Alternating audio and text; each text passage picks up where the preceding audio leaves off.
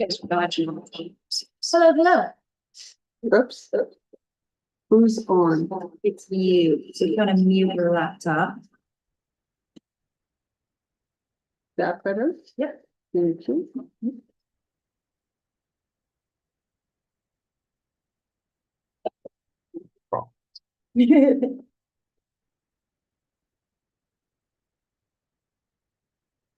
Where's Caitlin? First now. Mute your computer. I am you. No, the actual computer. How about now? Oh, you know, I think it's probably on, is it on the projector? Is it project No. audio as well? No, I think we're okay. Just her speaker was on. That's the problem. So. Yeah, it goes to the projector. Projection has a great audio. So,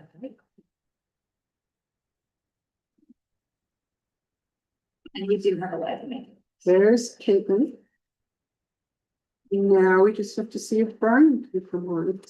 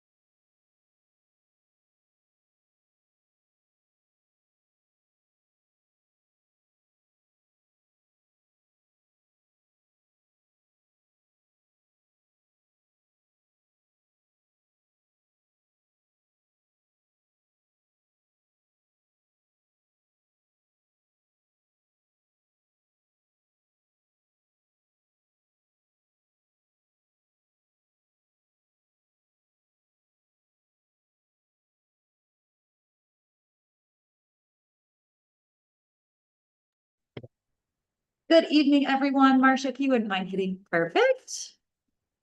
I am recording. Fabulous. It is February 5th, 2026. It is 6:01. This is a Bluff Planning and Zoning regular meeting.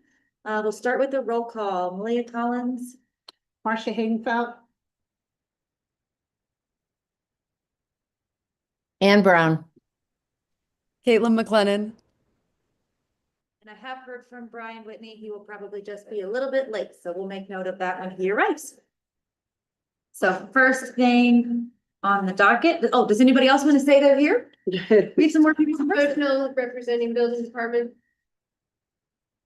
And Bluff Mayor here to participate in the agenda raises. Aaron Nelson, so he's coming up here. And Brian, we're doing roll call. Wow, what amazing timing. My name is Brian Whitney. I'm a planning and zoning commissioner and I am here via the internet. Fabulous. Thank you, thank you, thank you. Sorry, guys. So, on the agenda, approval of meeting minutes from January 15th, 2026. Aaron, thank you for doing those. They were looking fabulous. I'm sharing my screen. Can you guys see them? Yeah. All right. So it looks like we have a couple of edits. Haydenfeld expressed gratitude for Amanda Podmore and Ann Lebanon. I think that's what I said and you. Oh, absolutely, of course. For. Oh, dear.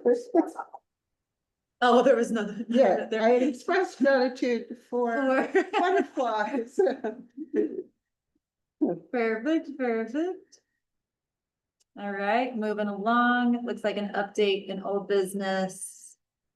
Nelson provided an update from town council indicating the RV ordinance as rolled into the zoning code, changed from zone into zoning code, was approved and passed by council.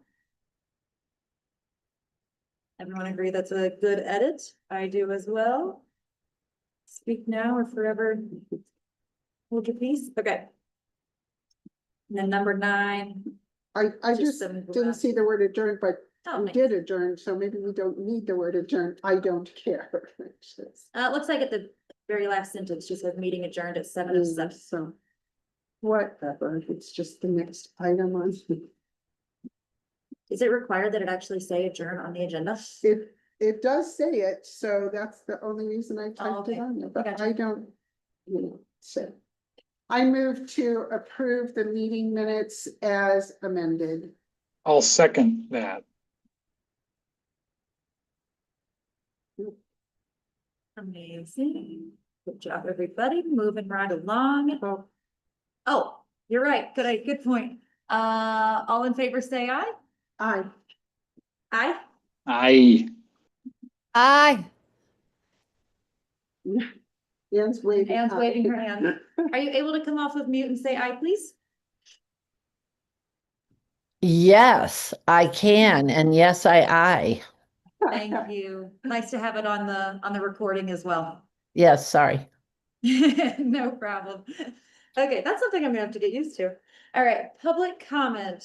Do we have any members of the public that would like to make a comment?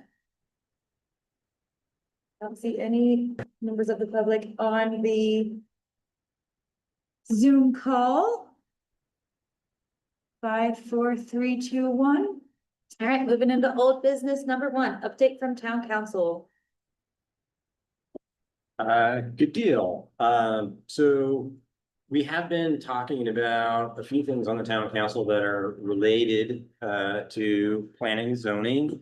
And a couple of them are on the agenda tonight, so we won't belabor those, but we've been talking a bit about how we've been working with the county on wastewater and what that means for how large of lots or small lots you could do wastewater septic on in a town like ours that has culinary water. Kristen's going to be talking about that, right? And we've also started the process of talking about HB 48, which is the wildland urban interface codes that we need to adopt, and I'll be talking about that a little bit later. One other thing is that we have appointed and have stood up a cemetery board. So we are moving right ahead after all the incredible work that Mayor Lebanon put in to get all that organized. So we do have a cemetery board up and running now. It's the first meeting gotten scheduled. Yes, for February 10th at 1 p.m. February 10th at 1 p.m. will be the first one. So the members of the board are Carolyn, Tom Hissero, and let me see, Kathy Person. Kathy Carson. Kathy Carson. So it's a three member board, and they'll be meeting for the first time to kind of get up to speed and get working on things.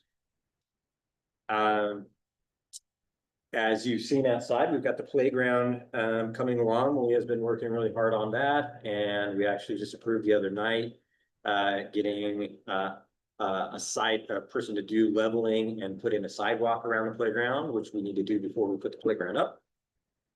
So that's moving right along. Not sure if that's a land use thing, but we're using our land for a lot of good stuff, and maybe a good thing for you to be up.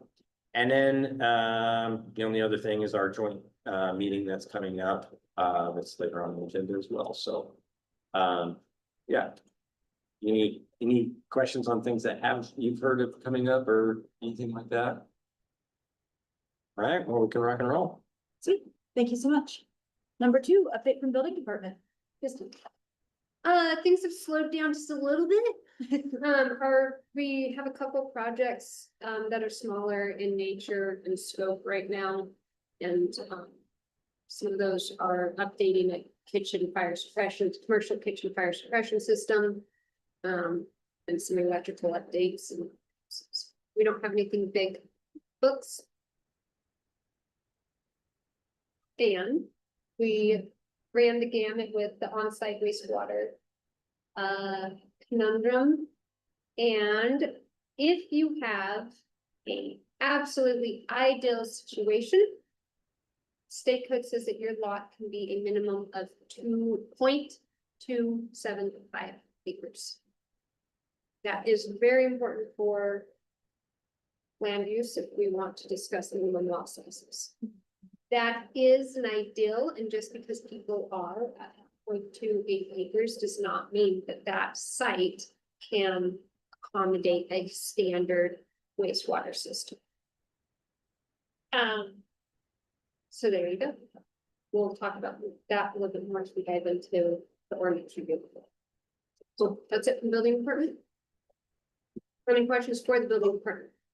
Well, I do, but I think it's stuff we're about to discuss. It's. But, yeah, no, let's put it on the discussion. Sorry. Perfect. Anybody online have any questions before we move on? All righty, moving on, number 3, land use clearance approval. None. Does anyone else feel that we have that? Soon we can probably remove that from our agenda. Yeah. That sounds amazing. One less thing, perfect. All righty, and number 4, discussion and planning for ordinance and resident resources to comply with House Bill 48, wildland urban interface. Josh. All right, give me a quick second. I'm gonna pull up some maps that'll be helpful visuals that hopefully folks can see. So share. I think you were just gonna share it. I thought it was just gonna go. With the building department? Yeah. Building department, thanks. Sorry for the confusion. I also thought this was like. I can. Okay, let's. Oh, is that do good? it after. Well, John, Yeah, No, no, yours is gonna be a lot faster, trust me. you sure? Yeah. I'm not super fast. so to clarify. The reason we want to talk to you some more is. Lot size for septic that we don't have to change or get whatever. And the changes to our code that you were nice enough to comment through. Yeah, I think why we probably lumped it into update from the building department is because it is from a building and buildable. Okay, Yeah, we could And- even discuss it under 6, discussion of goals, because that's gonna be part of our goals is to work. yeah, together. So whenever I you agree, want it- yeah, Hit that agenda item. okay, then I We'll do agree, it. we should just hear from Josh, because he's just gotta report. What you're about to do will be lots of It's gonna be a questions, lot and of what things. you're about to do, we'll do at the work session. Does that sound right? When you explain it to us tonight, then we talk about it at the work session? The joint work session, Yeah, we can a bit. I welcome any questions, like So initial not- questions that you have. Okay. Um, I was just trying to make it easier for whichever. yeah, and I'm happy to. Like. No, let's do Josh. For you, sticker. Good times. Well, I'll just- I'm sorry, I was just trying to clarify too. Go ahead. okay, so HB 48 was a bill that passed in last year's legislative session. So it is an official law on the Utah books. The law had 2 main parts to it. And there has been a lot of focus on one part from a kind of controversy standpoint and less focus on the other one. And I'm gonna start with the more controversial one. And then go to the other part that actually is the one that affects us. So HB 48 deals with wildland urban interface. WUI. So if I say WUI, what I mean by that is wildland urban interface. And the idea there is that Utah is trying to get ahead of some of the just horrific things that have happened in other states like California, where we've seen crazy wildfires burn entire towns. You know, people not be able to get insured because of wildfire risk, those sort of things. So Utah's trying to get ahead of that. This is one of their attempts to do that. So one of the things that the bill does is it creates a new fund at the state level that is funded by fees to homeowners and business owners that have properties in, I'm just gonna call it, because they have confusion terminology, I'm gonna call it super high risk areas. So if you have a house or property in a super high risk area now, you will have to pay fees that are collected by the county and go into this state account to deal with wildfire emergencies. If you have someone from the state come out to your property, do a run around with you and give you things to do, you can reduce your fee, but you're still gonna have to pay a fee if you're in a super high risk area. So it took a long time for the state to determine what these super high risk areas were. So everybody was kind of sitting with the like kind of pins and needles, like, is my house or my community going to be in a super high risk area? I'll skip to the chase and say no one in Bluff is in the super high risk area. So, Anthony and I were watching this carefully, kind of dodged a bullet. But because we were really paying attention to that, we didn't necessarily pay attention to the other part of the bill. I will just talk about this very briefly because I think it's helpful to kind of see these high risk areas. So I'm going to zoom in on the map. First of all, to the Bluff area. Oops, sorry guys. Zoom in here to the Bluff area. As you can see on this map here, oh, you guys can all look on your computer screens. There's nothing in Bluff town boundaries that's super high risk. You can see just south of the river across on Casa del Eco Mesa, there's a little bit. That doesn't apply because it's reservation and they can't do it over there. But if we zoom up here to Blanding, for example, you can see that Blanding actually it's going to be tough for Blanding. White Mesa. White Mesa. That's White Mesa. Sure. Like Even tougher. yeah, they look tough. But Blanding, for example, I would guess there's 100 or more homes that are in the high risk area that will have to start paying fees and deal with this situation. Or if you go further up to Monticello, on the west side of Monticello, you can see there's a lot of land in that super high risk area. Some beautiful, So on beautiful settings. yeah, I don't, I feel for those communities and having to deal with that. We kind of dodged that bullet. But it's helpful to kind of see that what the state did there.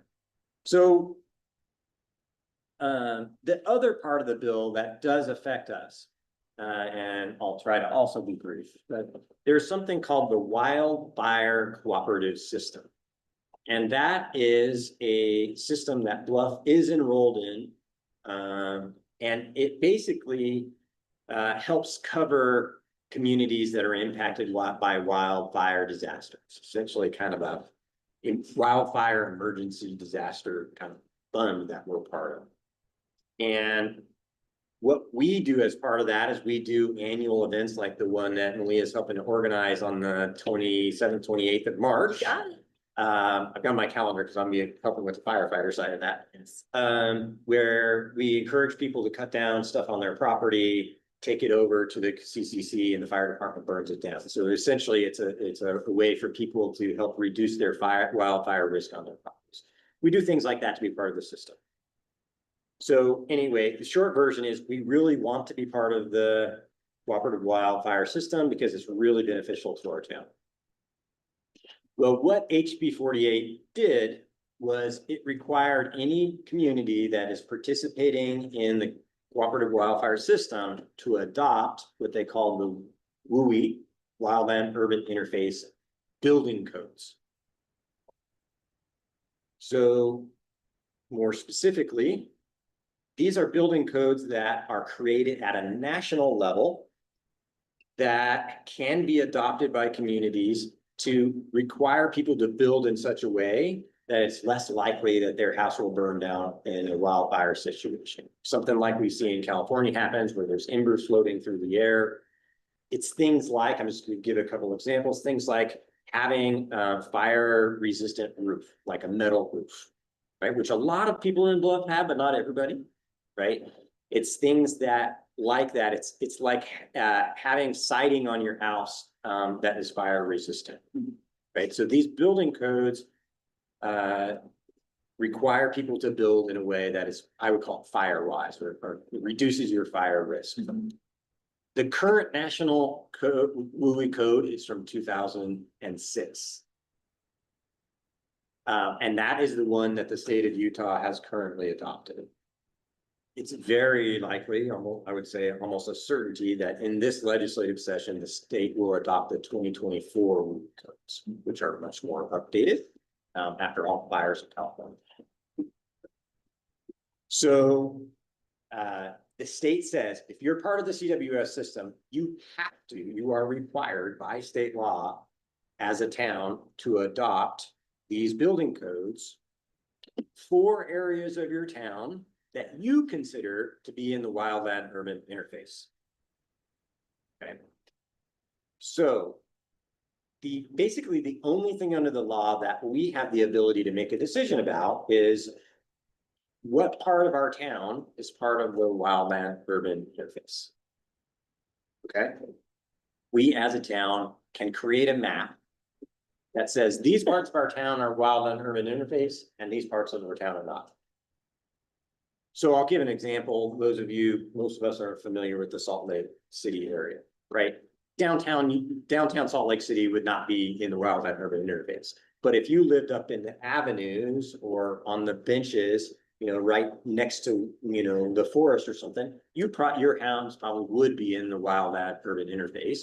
And therefore, if you were to build in that area or do a major remodel, you would have to meet the wildland codes. That makes sense. Cutting to the chase, having talked to Chief Lott and kind of thought about it for our town, it's really hard for us to consider that there are any homes in our town that aren't in the wildland. Like we are not even urban. If there was a wildfire burning in Cottonwood Wash, embers would be floating over all of town. It's just kind of hard to envision that there's any place in Bluff that's not in the wildland urban interface. With that said, the state does have some tools for us to look at. And so I'm just gonna quickly do that. So map things. And what they are encouraging towns to use in planning for wildland urban interface is what they call the smooth structure exposure score.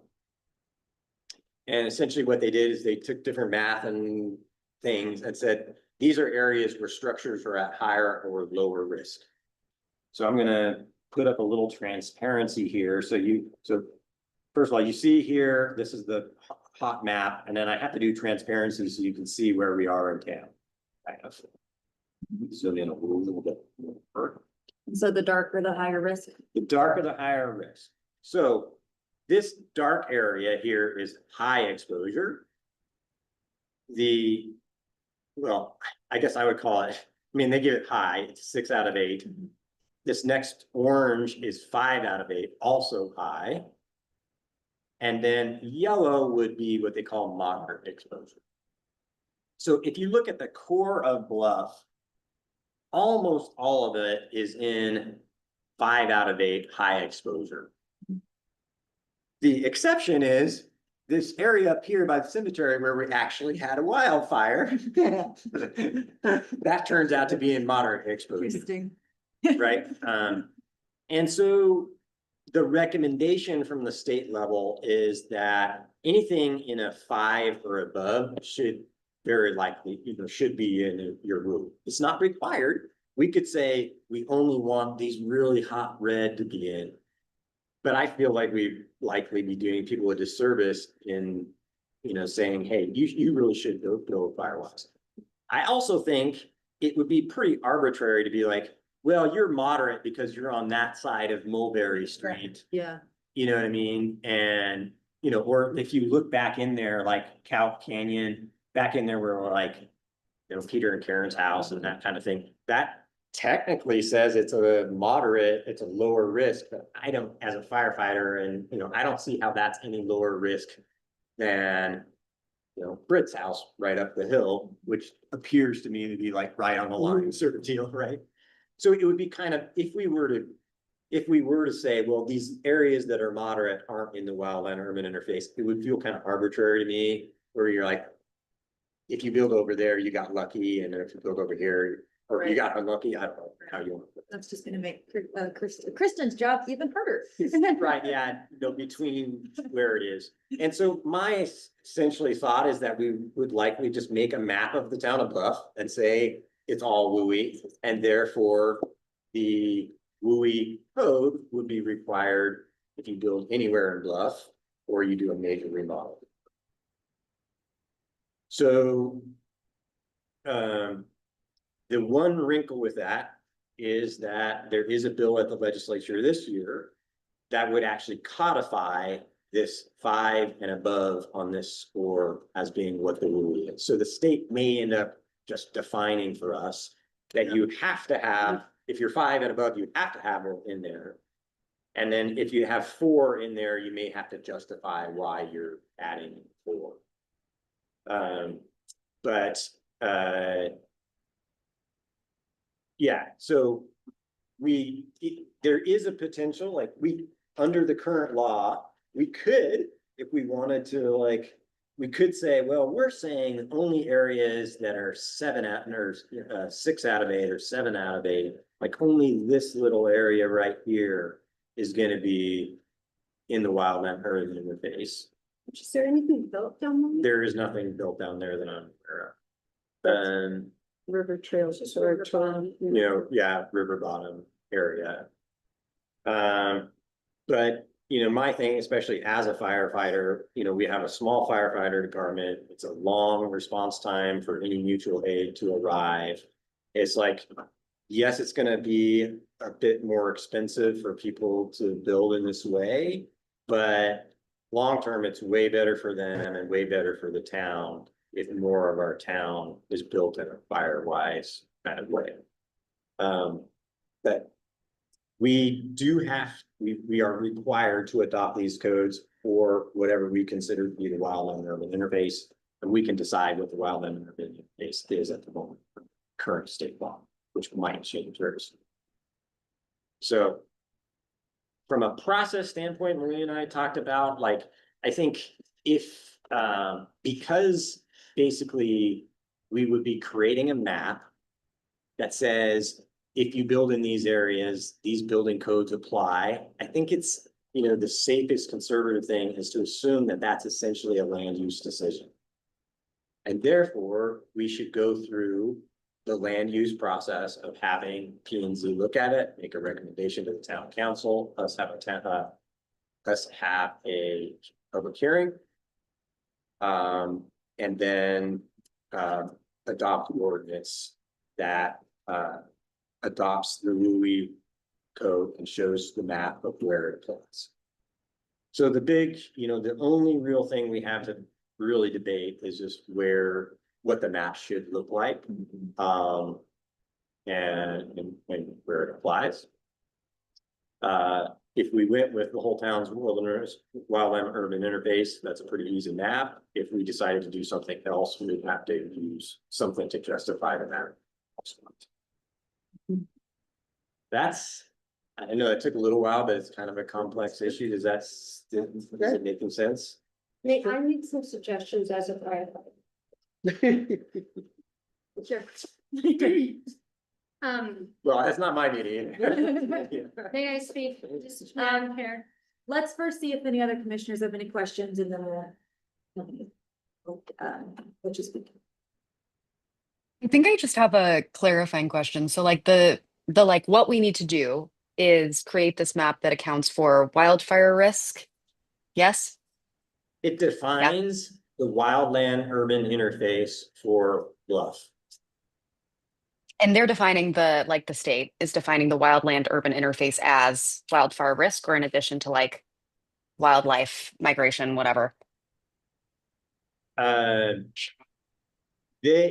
state is encouraging us to use this smooth structure exposure scale maps to inform our decision about where the wildland urban interface is.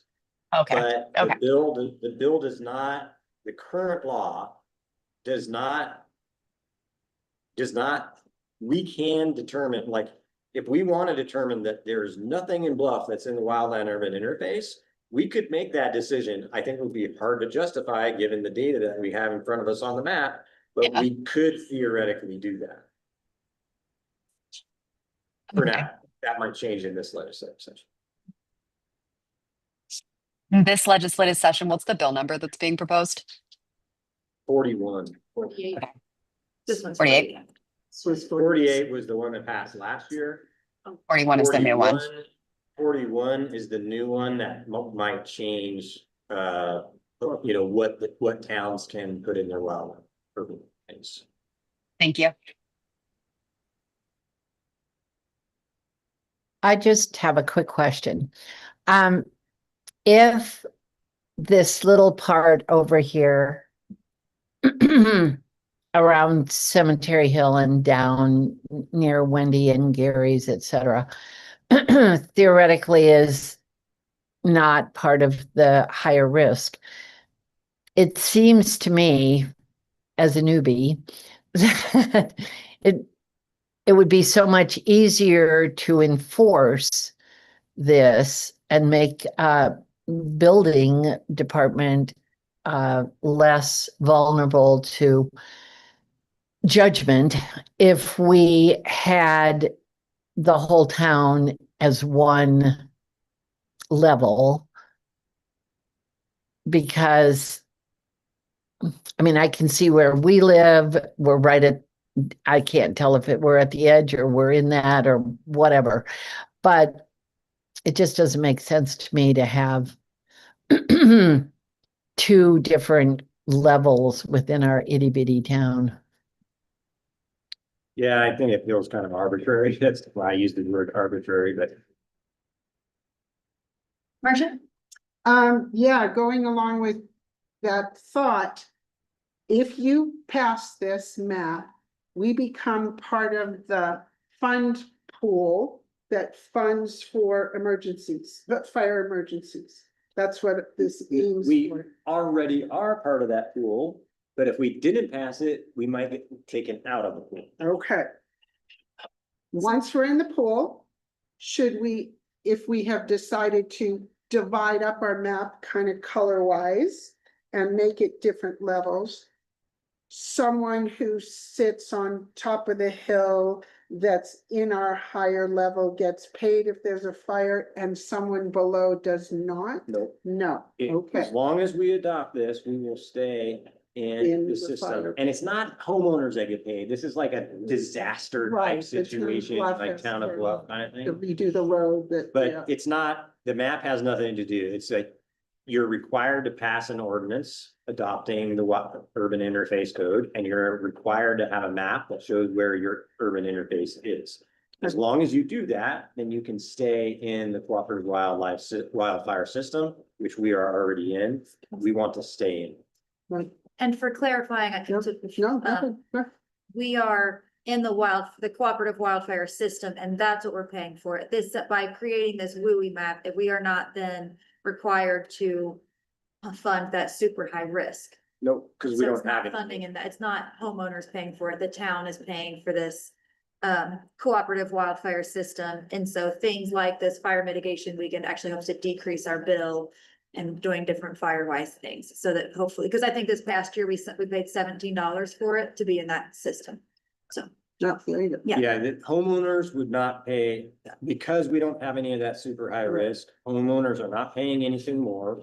Other than if we as a town, pay $17 or whatever we pay a year. Hopefully, all the volunteer time that we put in as firefighters, reducing people's wildfire risk makes our bill basically zero. So it's not a money thing, except for when you go to build. If you go to build, or a major remodel,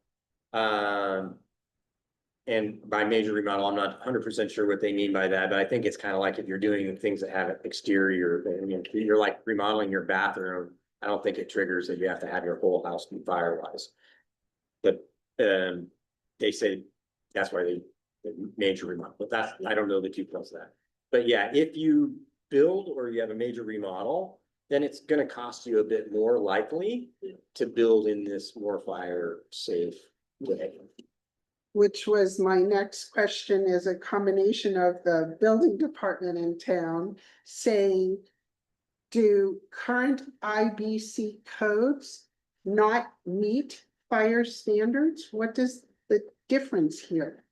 If somebody wants to do wood shake siding on their house, They can't. because we are worried about the actual structure being on fire Okay, versus from the outside catching on. So we are looking on a building code perspective, we're looking at fire spread. And there's things that we do like fire blocking in the wall, so it doesn't go up the wall into the attic, allowing people enough time to get out. and that's existing IBC stuff. Yep. Now, this new fire code that we would be adopting. Which takes, what are we? You It add would it be to it? stricter than, it would be like a architectural precedence, basically, that you have to have So you built this this, kind of cladding and this kind of roof and. okay, It's mostly the exterior. So like the fire code is like, yeah, tries to keep your house from burning down because you do something. And this is trying to keep your house from burning down because the house next to you is burning down. But this goes, the WUI stuff goes beyond just your structure. I mean, that they're looking at the whole site. Sure, Have you sure, kept the no, site clear? Are there areas of like gravel, aproning that would, reduce your risk? So the building department doesn't have an argument with this as adopting an additional code. Just some homeowners that were about to build will go, "Oh, crap, I wasn't gonna be able to afford this outer piece, I need that outer piece." Okay, so the cost of building. Okay, I thank you. will say, I've looked into this a little bit and,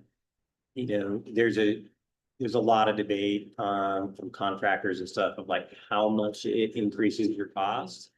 And a lot of people say that it doesn't increase it it doesn't increase your cost dramatically. It reduces your options for like how things look. So like Kristen gave a great example. Like if you wanted to do like for some reason you like wood shake siding on your house, that's not gonna fly, right? Because an ember lands on that wood shake siding, it's, that doesn't necessarily make it more expensive. It might be cheaper to do, steel siding or something like that.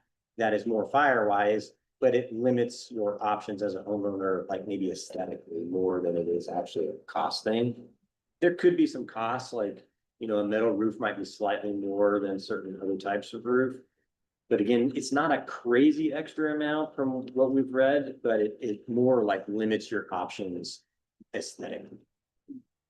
Brian, any thoughts or questions? My only thought and or question is that maybe you guys said this and I missed it in all the words, but is this so Utah, it's a state initiative. Is this part of a larger national initiative? Or is this just Utah laying down? Is this part of you're nodding as though it is part of a larger, A national like a trend. nationwide?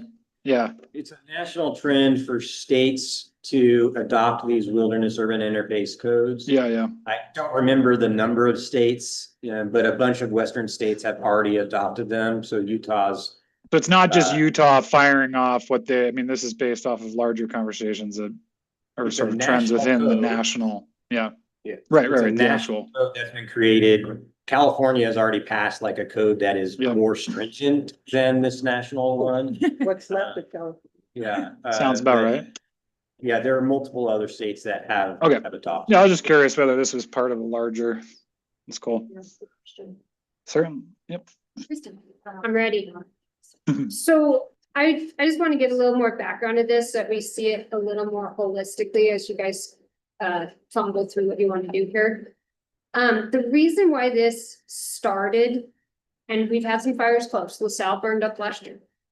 The reason why this started is because of the way that fire is built out. So the fire is built out depending on the starting point, which means if I let a burn pile go and it rips up the canyon and it then burns up Rocky Mountain Power Station on substation up top, I am technically liable to pay for all of that damage. Now, I can't. You can pull all my insurance I got, I can't. That is where the cooperative comes in. The Right. town of Bluff then covers me as a property owner, which the town of Bluff can't afford that. Right. Despite all our insurance. And that is why we are part of the cooperative, is because the state can.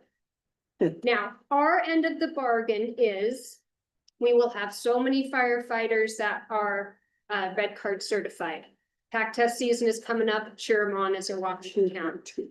That we're hosting events for fire awareness. that we're doing everything that we can, we're putting in hours, so we are kind of like a match. We're a match in time for this state to flip the bill if a private landowner lights up the world. Vice versa also happens. If something starts on BLM and burns the entire town up, BLM has to pay for damages of town. And that's why this is a national thing. Where they're most concerned is the boundaries. In an ideal situation, everything between private, which is considered state lands, and federal would have a 50-foot swath of gravel so that it doesn't jump the fence. So that's kind of some background behind why this is coming forward, is because one side or the other is hemorrhaging money for the wildfires, whether that's a federal entity or a state entity. Now, homeowners are not off the hook. If you have repeat offenses, I do know of some instances that they have gone after individuals that, it's gotten out of control 8 other times, and this time you lit up half town. So don't think you just, oh, I'm under this state, we're good. My first reaction to this is I am very much against designating all of town as a WUI zone. My background was I worked on the WUI fuels reduction crew. There are resources out there if you guys decide to go that way, talk about it in a sec. But the reason why I am very much against that is it could have some real ramifications down the line for us on insurance and sellability. And it's not just building codes. Now, we have always encouraged people to build firewise, and people are getting better with that.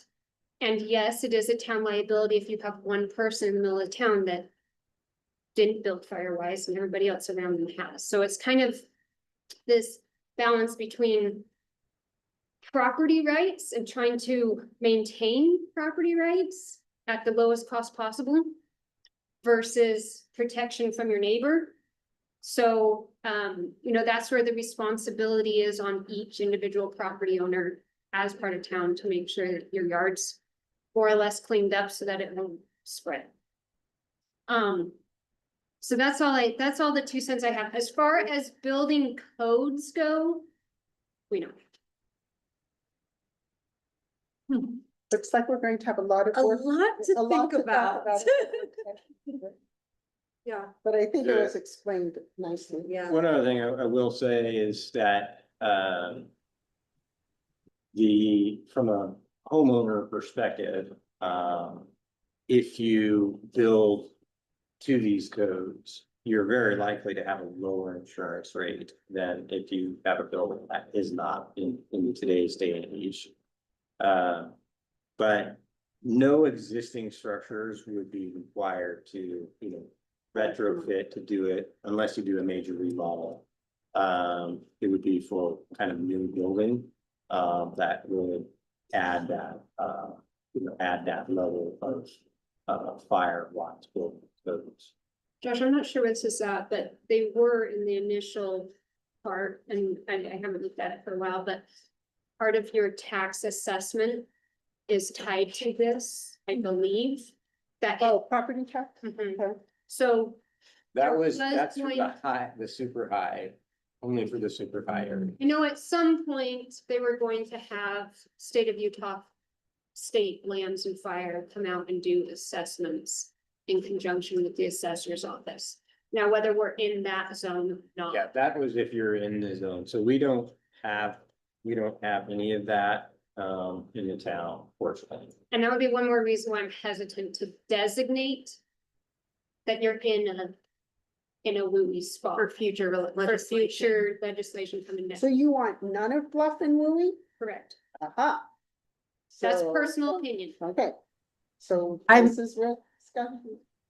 I'm Go ahead. sorry, I'm very confused. Kristen, you said you thought this would increase the town's insurance liability or in, So- or premium, or, I'm sorry, I didn't quite understand that I part. think it has some ramifications down the line. If we as town designate, right now, this state is seeing us as a low danger zone.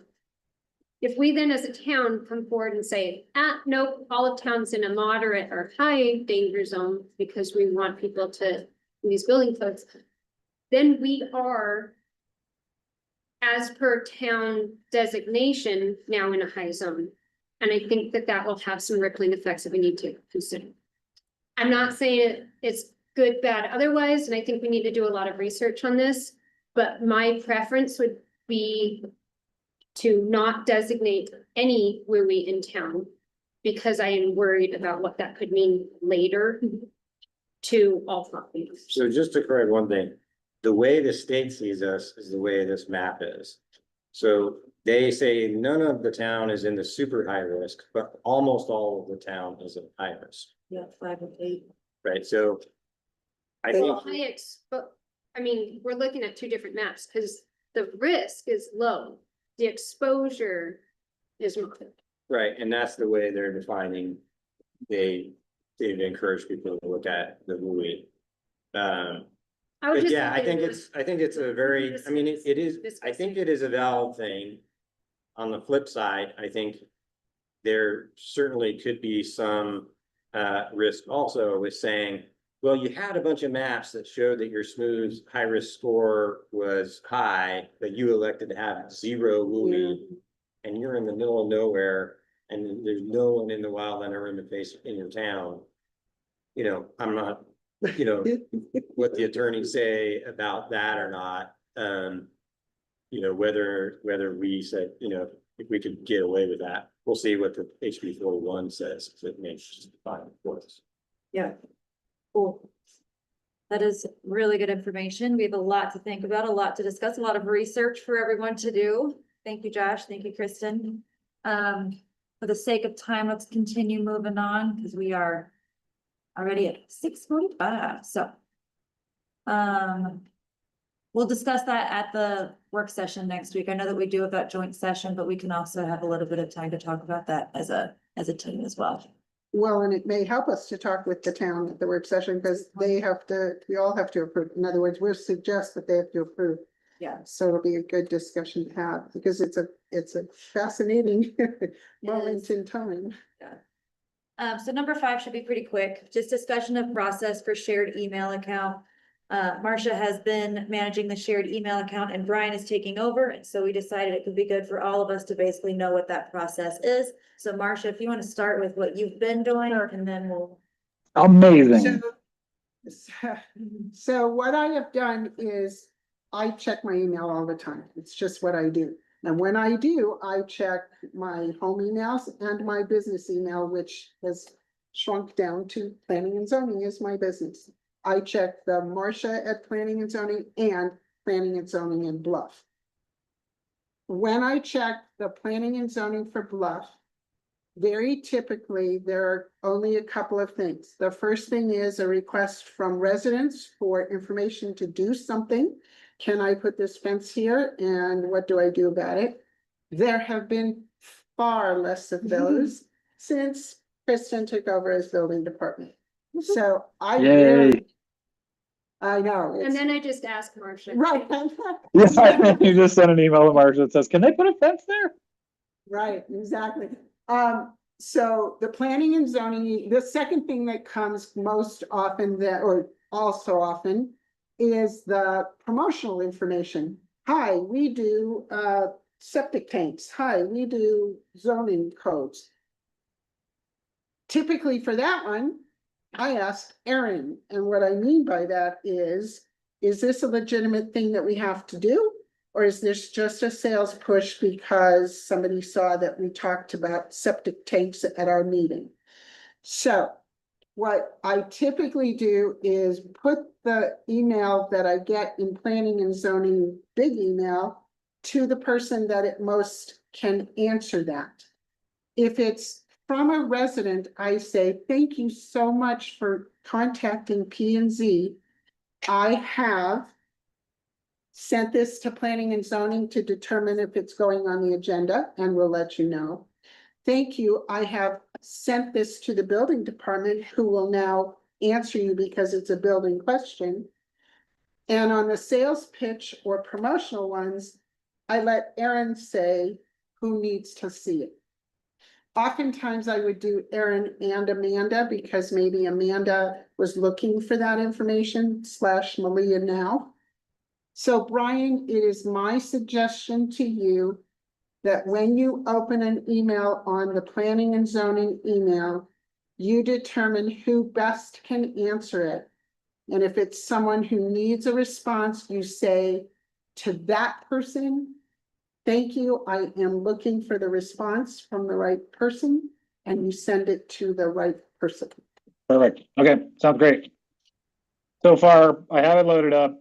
It is, yeah, so far I think we've only had those semi-solicitive There you go. emails so far. So I know that that one, okay, that's great. Cause now I'll go in there and I'll look at them and I will ask Erin. No, I'm just kidding. Sorry, that was a joke. I'm not gonna automatically ask Erin. No, you can, and you can send it to like all of us and Yeah, say, that's a good idea. here's a person asking a question about a fence. And since I don't see it, I would often look up the word fence in our In the zoning code, code. yeah. Just see if I can answer them. Hey, you can paint your fence blue. It doesn't say so. Go for it. If I didn't know the answer, like you could paint your fence blue, I would say, I'm putting this before the planning and zoning. It will Cool. be on the agenda. Great. Perfect.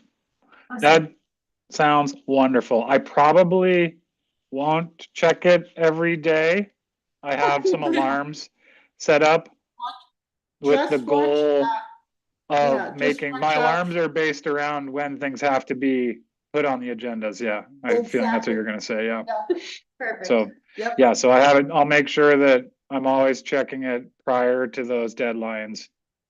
And then I'll Because- probably just have 3 times a week that I look at it. I was thinking, I have Yes. alarm stuff like Monday, Tuesday, Wednesday, or sorry, Monday, Wednesday, Friday normally, and then the Thursday on the blah, blah, blah, yeah.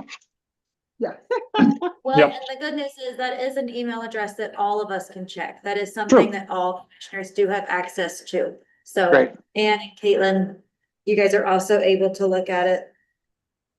Yeah, As and well. I'll probably continue to check it only because my mind goes there, not. Totally thinking fine. from- I'm not offended by anybody. If you get in there in between the 2 days that I look at it, it will not hurt my feelings if anybody gets excited Brian. and sends off an Brian, email. one of the things I did to back that up, Brian, Yeah. was to text someone and go, hey, Amanda, I just sent you an Oh, important cool, yeah, email," yep, like a deadline email. Because that way, if you're not checking it every day and I go, hey, Brian, did you see there's a deadline on there? Then you'll go for it. So, all cool, yep, right. I love Cool. that. Great, well, thank you very much for giving me the rundown. No You are problem. officially relieved. Okay. I don't know if I can officially relieve anybody of anything. I take that back. Well, Strike that let's from the just say record. Yes, Aaron. The new commissioners and the have those added to Oh. the accounts, so they don't have them yet. But once they verify that they feel comfortable in their accounts, I can just. Perfect. Yeah, and I And didn't Caitlin- realize, sorry. Oops, sorry. You go.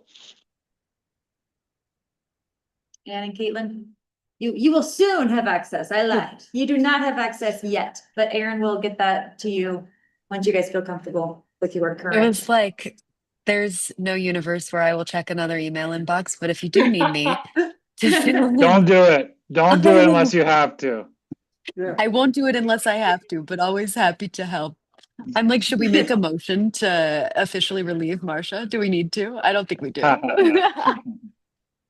it. We don't have time. Moving on. Yep. 6:52, guys. All right, so this is another one that was probably gonna be a little bit bigger than what we had anticipated. Back up to ordinance, since it might change this next discussion. Yeah, So yeah, so this is where we're gonna have Kristen jump in and start speaking, because we also have a joint session next meeting, the 19th, with town council to discuss our goals. So this planning and zoning goals document 2026 can continue to be a working document if we don't get to it tonight, because I want to respect everyone's time. So Kristen, take What it if we away. shouldn't be done by? Always 7, Yeah. but no, I don't think that's gonna happen tonight. Apologies, everyone. It's gonna last a little Sorry, longer. We I'll have a go- lot of I'll go information quickly. Tonight. Can I still screens? Yes, I'll stop sharing it.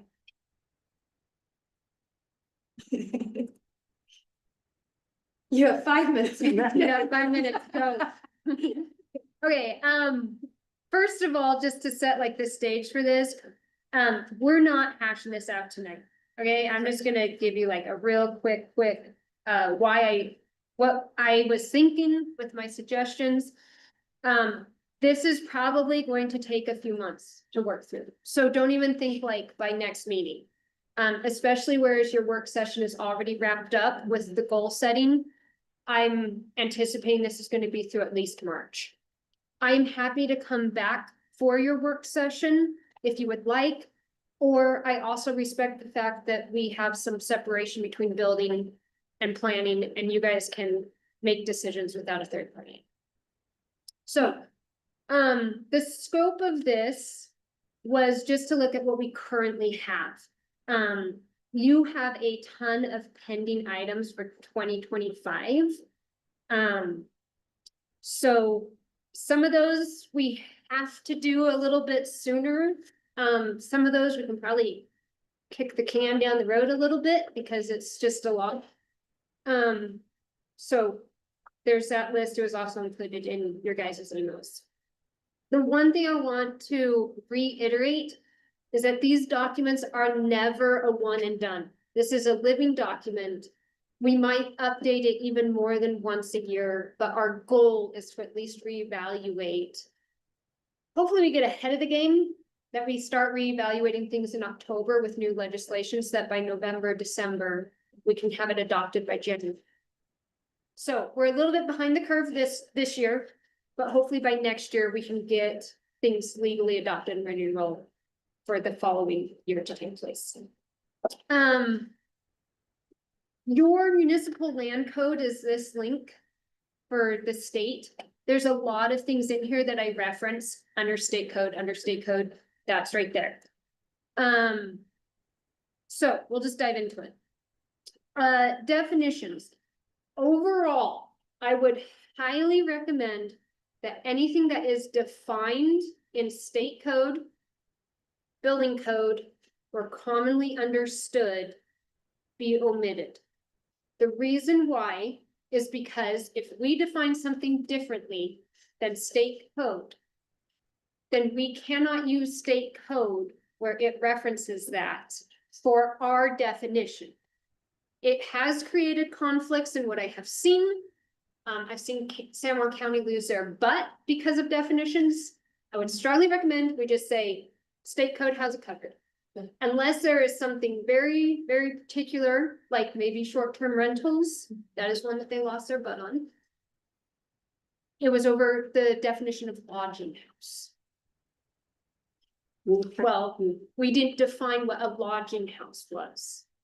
So I would err, if we're not going to absolutely define everything, we need to defer to state code.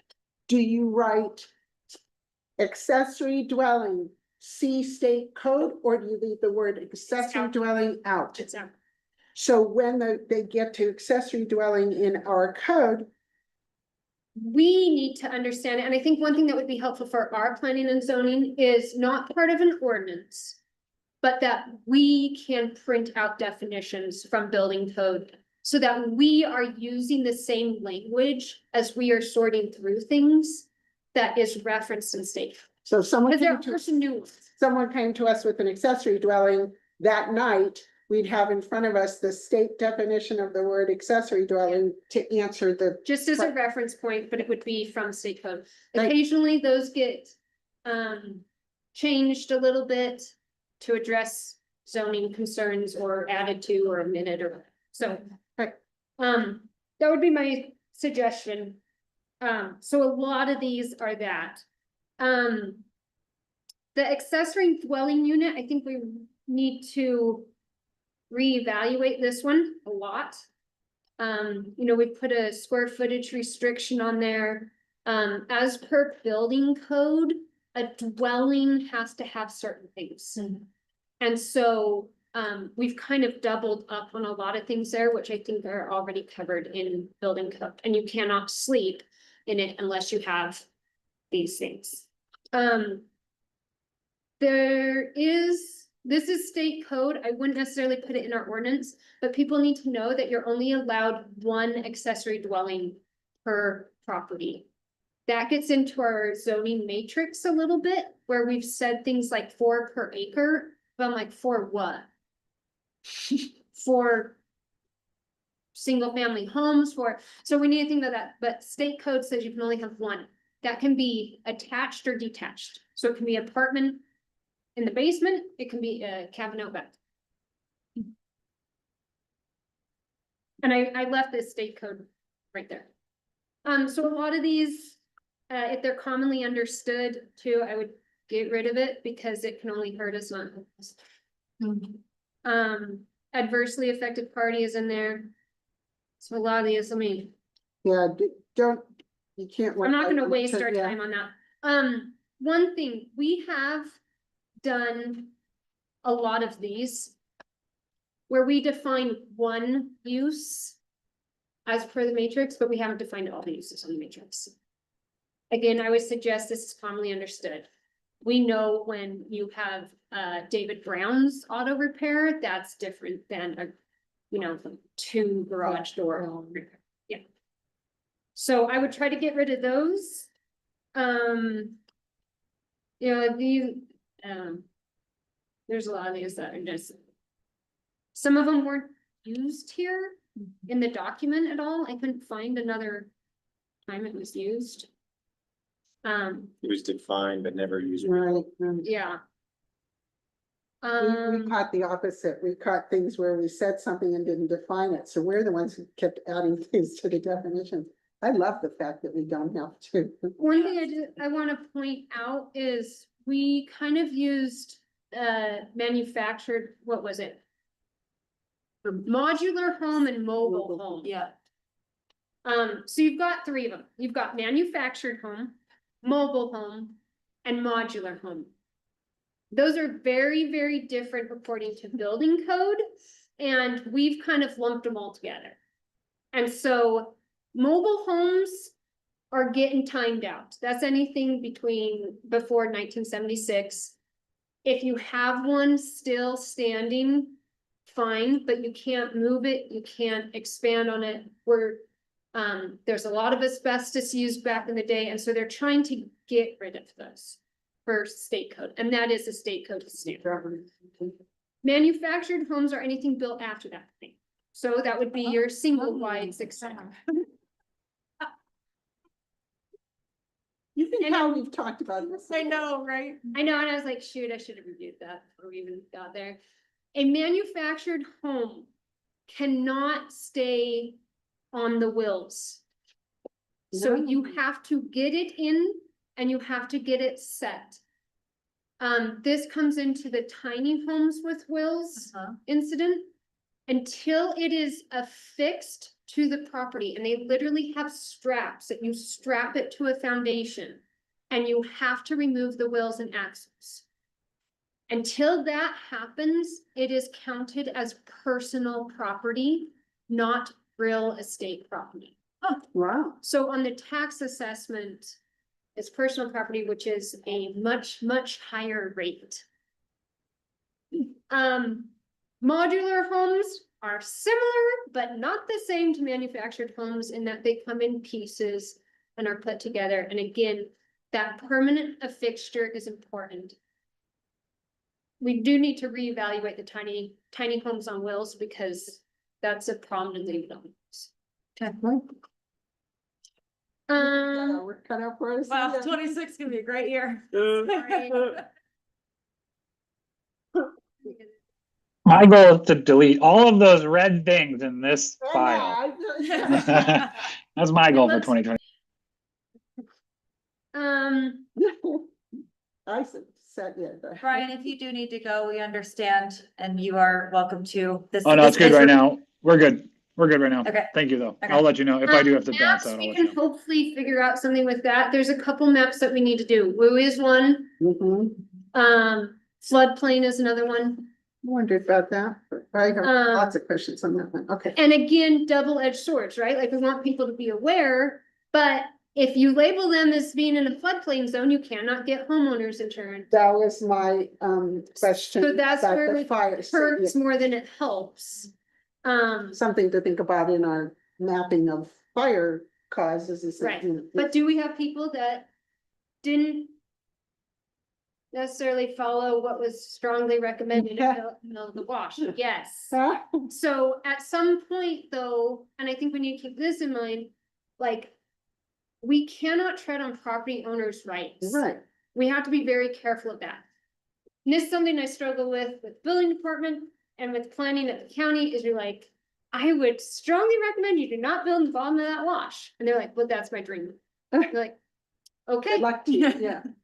And if they have the information and choose to do that, if they have the information to build firewise and they choose not to, okay, that is your property risk.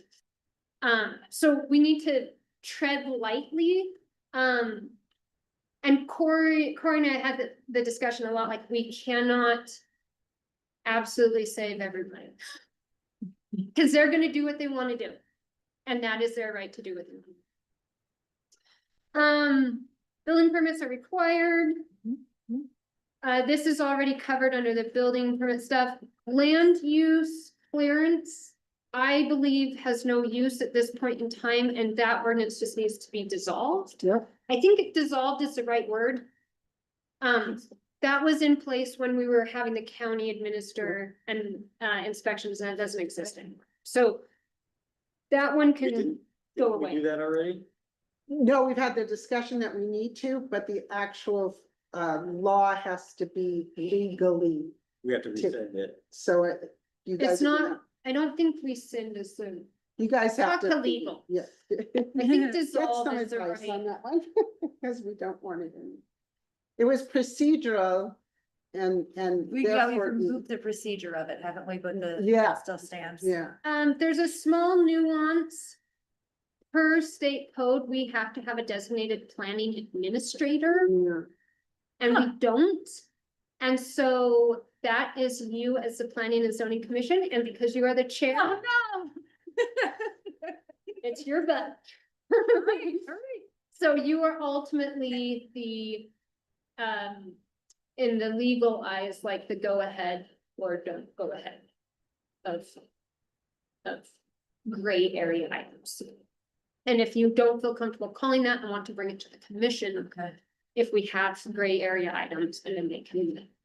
And that's fairly typical. It's like, if you don't know where the fence is allowed to go, bring it to the commission and we sit there and jam it out till we know, and then you get to say, yes, it goes there. Yeah. Archaeological resources, and I hope I don't butt hurt anybody here. Personally, I believe in archaeology. Believe in leaving it alone. Don't pick up pot shards. We cannot dictate that. We're treading on property rights, and I think that one's just illegal. I don't think we can say that. I tried so hard. to So, do it. We just, I tried. that one's gotta go. Human remains is not land use. That's a sheriff. And it can be in there, you can say, you must, human remains, you must, you don't need to say it I because think it's we in get rid of state it. It's law. not land use. Federal law. Federal law. But- Public lands within the town, as we most recently found out by state lands, we have no jurisdiction over feds or state. Sitla can do whatever they want. BLM can do whatever they want. Parks can do whatever they want. So, but it turns out. Now, if we can build strong relationships with them, it behooves both parties to play nice with the other. And in my experience elsewhere, we did play nice with the other.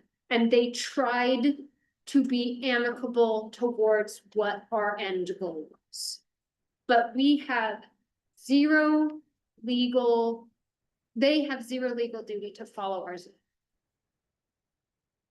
So I would just get rid of that. Non-conforming. This is covered under state code. If we want to keep this little section, we need to add and was legally implemented at the time of development. Just because it is standing doesn't mean it was ever legal. We have a lot of that. For time's sake, are you able to jump to things that you want our thoughts on? And Yeah. so that we can comment on them between now and that next work session? My biggest one. Oh, yeah, look at that. Here's my biggest issue Okay. with this document. And it was Anything in yellow, got it? anything in yellow.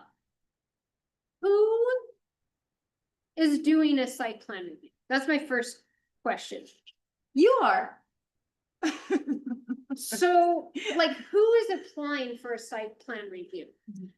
We haven't had any. The only thing we've ever had I is some, wonder why, cause the list is like, well, they are typically. I mean, I come from the background of a site plan review is a bitch.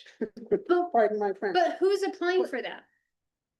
No one has had to apply to that for us in as much as we haven't had a subdivision. Right. We haven't had any of the things necessitating an entire map, if you will. Sure. We have had lot presentations.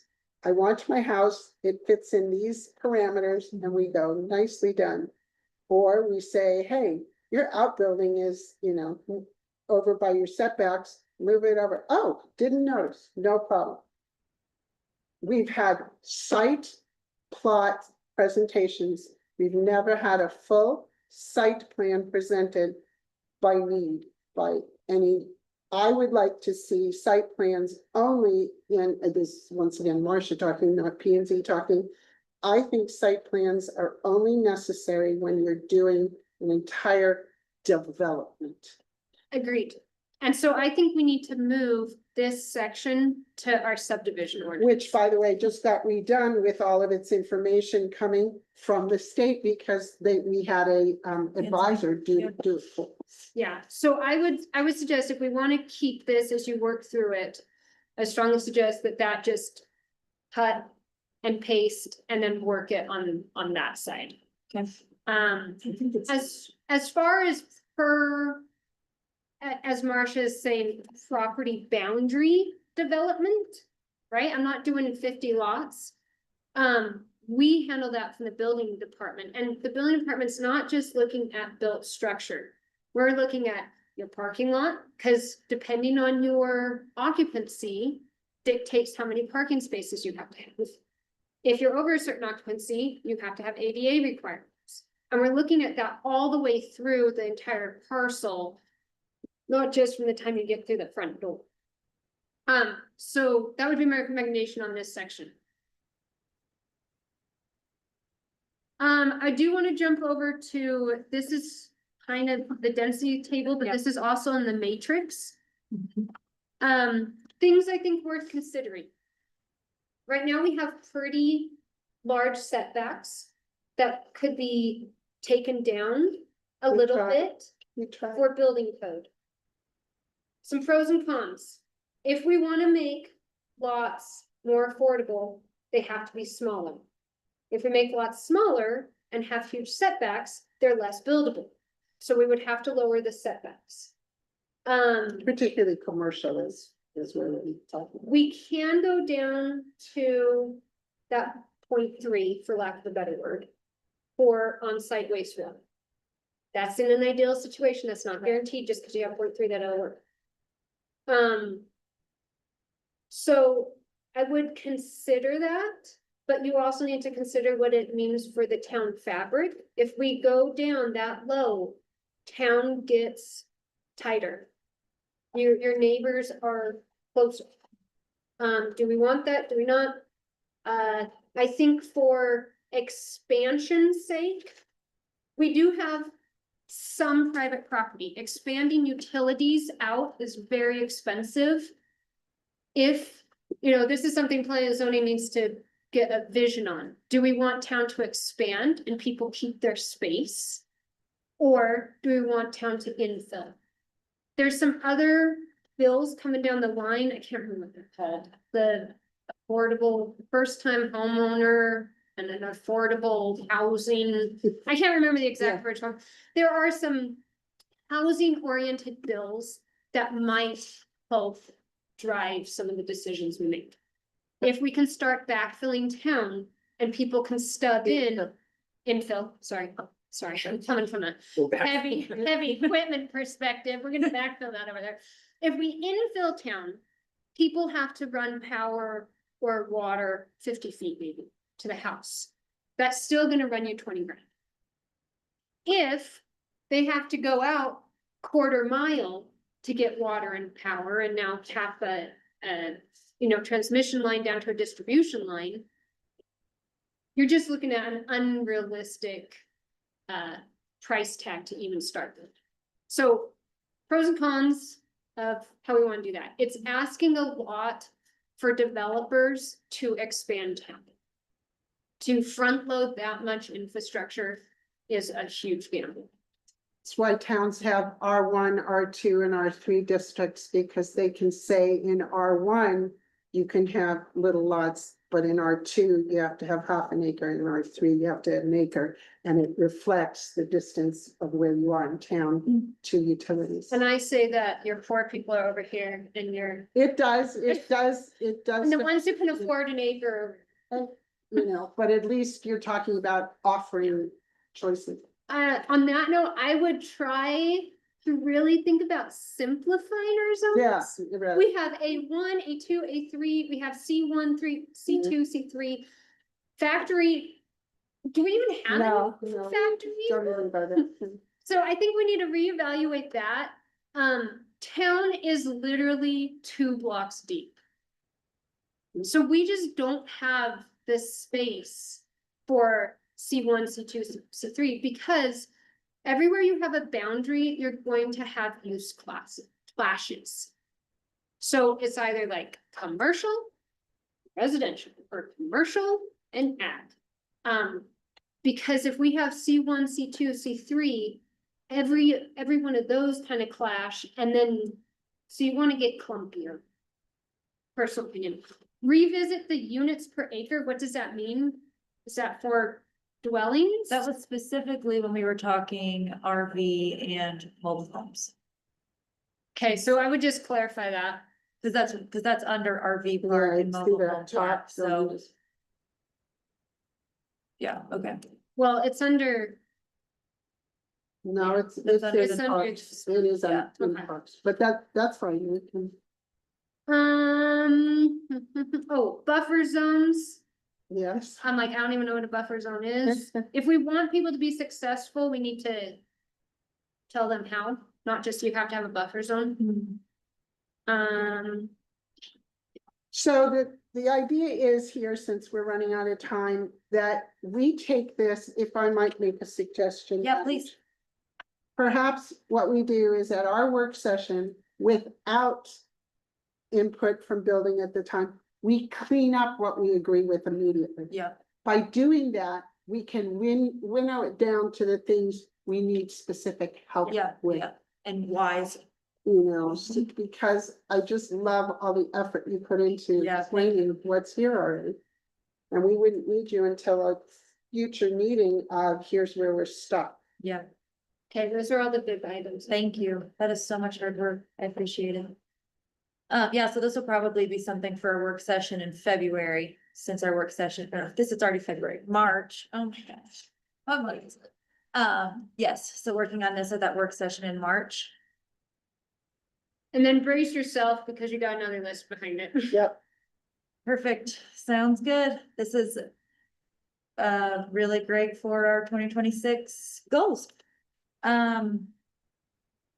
Anyone I didn't mean to online cut have you any off, thoughts Kristen. or No, questions you're for good. Kristen? You guys can read.